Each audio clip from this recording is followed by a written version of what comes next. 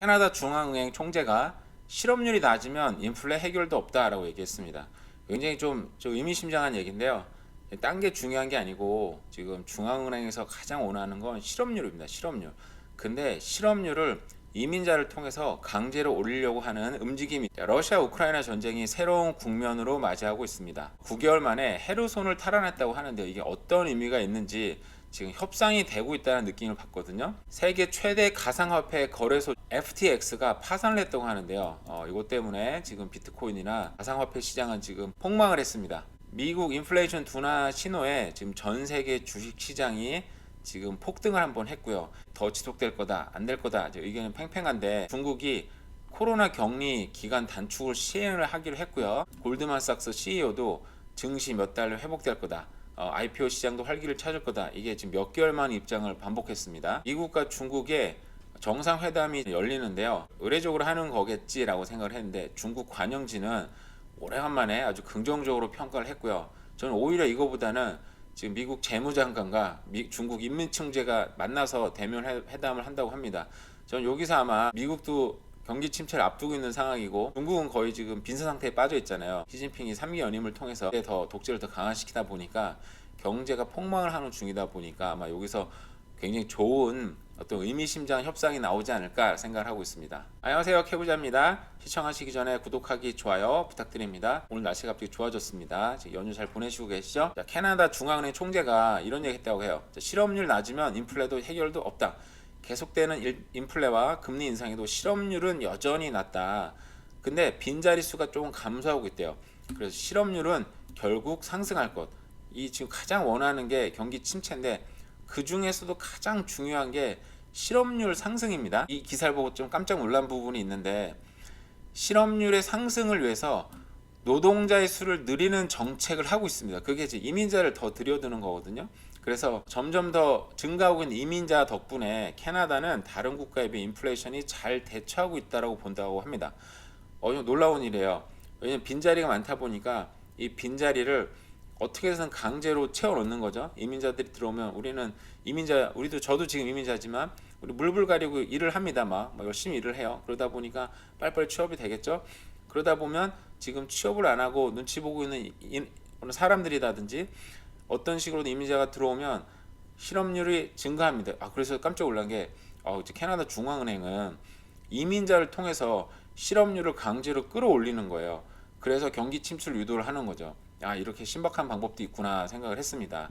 여기서 중요한 게 있는데 피크를 찍었다고 생각을 하고 있잖아요, 대부분. 그리고 부동산 가격도 그렇고 보시면 여기에서 이제 하락이 경기 침체가 시작이 되는데 이 속도를 빨리 하려고 이 속도가 결국은 이민자들이 이 속도를 좀 더 빨리 할 거고 그리고 금리 인상을 통해서 이 경기가 하락하는 속도를 지금 키우는 거잖아요.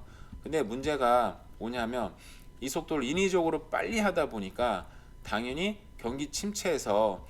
아마 경기 침체에서 상승하는 속도도 아마 빨라지지 않을까 생각이 듭니다. 근데 이렇게 강제로 경기 침체를 유도를 하고 실업자율을 올려서 경기 침체가 왔는데 이 다음의 과정은 뭡니까? 당연히 경기가 다시 상승장에 오면은 여기서 무서운 건 사실은 자산 시장은 엄청난 속도로 더 오를 거라는 거. 사실 지금 올 초에 피크를 친 이후에 많이 떨어졌잖아요. 사실 15%막 떨어졌다고 하면은 굉장히 많이 떨어진 거거든요.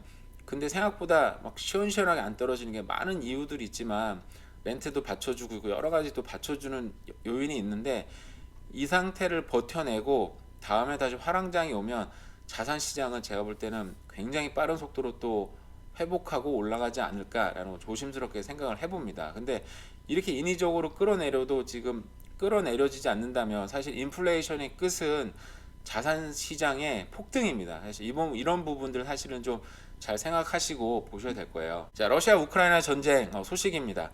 자, 러시아가 9개월 만에 헤르손, 영어 이름은 케르손 같더라고요. 헤르손을 탈환했다고 합니다. 무기를 팽개치고 도망친 러시아 군대. 젤렌스키 대통령도 역사적 승리다 얘기했고요. 미국도 특별한 승리다 얘기를 했다고 합니다. 자, 이게 어떤 의미인지 한번 보도록 할게요. 제가 보니까 이 지도를 이제 왜 이렇게 헤르손 탈환한 것 때문에 이렇게 난리가 나지 생각을 해보니까 한번 보도록 하겠습니다. 자, 여기 크림반도입니다. 크림반도는 이미 2014년에 뺐었어요. 그래서 그 이후로 사실은 우크라이나는 러시아랑 가장 친한 친구고 러시아 공국의 시작점은 우크라이나였어요. 그래서 서로 간에 어떤 우리의 형제 그리고 우리 조상의 나라 뭐 이런 인식이 있었었는데 이 이후로 그 연대가 깨져서 그때부터 우크라이나가 딴짓을 하기 시작을 했죠. 러시아 입장에서 보면 그러다 보니까 근데 이 전쟁이 시작된 이후로 우리가 보면 요 부분 있잖아요. 요 부분을 먹고 얼마 전에 러시아는 자포리아라든지 그 헤르손 요 지역을 새로운 러시아다 선언을 했습니다. 이 중요한 게 여기 보면은 이게 강이 있잖아요. 근데 이 강이 어떻게 보면 되게 자연스러운 국경을 만들 거다라고 예측을 한 거죠. 여러 가지. 근데 러시아가 이걸 넘어서 이 자연스러운 국경선을 넘어서 요 부분까지 침략을 시작을 했습니다. 그 반격이 시작이 돼서 밀어내기 시작을 했는데 아직도 요 약간 자주색 부분, 빨간색 부분, 요 부분이 러시아가 아직도 군대가 주둔을 하고 밀리지 않고 있는 부분인데 요 헤르손의 주도인 헤르손이 탈환이 됐습니다. 아직은 밀리지 않았는데 헤르손이 탈환이 된 거 보면 저도 좀 이해가 안 갔어요. 왜 이렇게 됐지? 그 러시아 국방부에서는 또 발표를 했습니다. 이 탈환하기 전에 러시아 국방부에서는 헤르손에서 철군 짓을 내렸다 얘기를 했고 거기에 발맞춰서 헤르손이 탈환됐다라는 뉴스가 나왔어요. 그래서 저는 이해가 안 가더라고요. 아니 군대들이 아직 주둔해 있는데 그 요충지를 내줬다고 굉장히 어떻게 보면 강을 넘어서서 새로운 영토를 확장하는 주요 도시인데 왜 내줬지 생각을 해보니까 네 아니나 다를까 러시아가 유엔과 곡물 수출 협상을 재개를 했고요. 이미 네덜란드는 러시안 비료 운송을 허용을 했다고 합니다. 그러니까 이게 지금 제가 볼 때는 이미 한쪽에서는 어느 정도 딜이 좀 일어나고 있는 것 같아요. 야, 니네가 아까 봤을 때, 야, 저번에 크림반도 먹었으니까, 이만큼 먹었으니까, 이 뒤로는 좀, 그래도 좀 물러나 주면 안 될까라는 협상이 좀 이루어졌고, 그런 것도 괜찮겠네 하다 보니까, 이제 수출 협상이 다시 재개가 됐고, 이미 비료 운송은 허용이 됐다고 합니다. 자, 이 뒤쪽으로는 벌써 이런 지금 협상이 일어나고 딜이 이루어지다 보니까 러시아도 거기에 발맞춰서 살짝 발을 빼주는 게 아닐까라는 생각을 합니다. 사실은 이제 러시아도 힘들고 유럽도 힘들고 다 힘들잖아요. 그리고 사실 지금 이게 이 전쟁이 국제 끌어오는 전쟁 아닌가요? 그 사이에 돈도 많이 벌 만큼 벌었으니까 이 새로운 국면으로 가는 게 아닌가라는 생각을 하고 있고요. 반면에 지금 최대 가상화폐 거래소인 FTX는 지금 파산을 했다고 합니다. 그래서 코인파 리먼 사태가 일어나는 거 아니냐. 개미 투자자는 몽땅 날릴 판이다 라고 얘기를 했다고 해요. 그래서 저도 아주 소액이지만 지금 비트코인을 거래한 ETF에 돈을 넣었는데 박살이 나고 있습니다. 이런 파산 사태가 중요한 게 뭐냐면 그 전 세계 중앙은행이 경제 하락을 지금 어떻게 보면 버블에 지금 자본주의는 우리가 버블로 이루어진 세상인데 이런 버블이 좀 깨져야 되는데 이게 한 부분입니다 사실은. 근데 이게 다른 뭐 중앙은행들이나 뭐 일반 은행들이 아니고 그냥 단순히 가상화폐 거래소를 하나 폭발을 시킨 건 제가 볼 때는 이게 일반 메이저 은행들이나 이 파산하면 굉장히 크다 보니까 지금 어떻게 보면은 여기 이런 거래소 하는 사람들이 대부분 거래 개미들이잖아요. 일반 은행이 파산하는 것보다는 심리적으로 덜 타격받지 않나라는 생각이 들어요. 미국 인플레이션 둔화 신호에 들뜬 시장, 홍콩은 지금 항생 지수는 7%가 폭등을 했고요.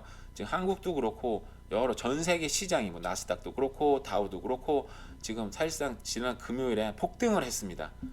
근데 캐나다 시장 문을 닫았죠 당시에 금요일 날. 중국 코로나 격리 기간 단축을 했고요. 미국과 시진핑이 첫 대면을 한다고 합니다. 14일 날. 중국 간영지도 계속 미국 때리기 하다가 이거 미국 정상 대자는 긍정 신호다. 그러니까 미국도 중국과는 이제 타협을 해야 된다라고 얘기를 했다고 합니다. 왜냐하면 중국이 지금 거의 빈사 상태거든요. 죽기 직전까지 갔습니다. 부동산이 완전 폭락을 했고 지금 여러 기업들이 완전히 파산 신청을 했고 거기 죽기 직전에 나락으로 떨어졌고 거기에 맞춰서 시진핑은 독재를 시작하다 보니까 경제가 말이 아닌 거죠 지금. 거기에다가 코로나 바이러스 제로 정책으로 인해서 경기가 폭망하는 상황에 가다 보니까 지금 거의 매달릴 수밖에 없는 입장에 갔고요. 사실은 근데 이 미국 중국 정상회담 한다고 해서 저는 그냥 그러려니 싶었었는데 실제로 미국 정상회담에 맞춰서 미국 재무장관과 중국 인민총재은행이 만난다고 합니다. 저는 여기서 좋은 딜이 어느 정도 나오지 않을까 생각은 하고 있어요. 왜냐하면은 이게 지금쯤 만나서 딜을 시작하고 회의를 해야 앞으로는 경기 침체에 요걸 겪자마자 바로 다시 상승으로 이끌려는 어떤 희망 상승력을 이끌려는 어떤 플랜이 저는 이제 보이는 것 같습니다. 네, 이런 공포에 우리는 떨고 있을 때, 우리는 경기 침체고 부동산이 하락하고 이런 지옥이 시작되나라고 하고 있을 때, 이런 캐시우드, 한국에서는 돈나무 언니로 알려져 있죠. 투자자들 같은 경우에는 지금 테슬라가 폭망을 한 상태죠. 52주 최저가를 하고 있는데 이런 주식을 또 주워가고 있고요. 또 저가 매수를 하고 있습니다.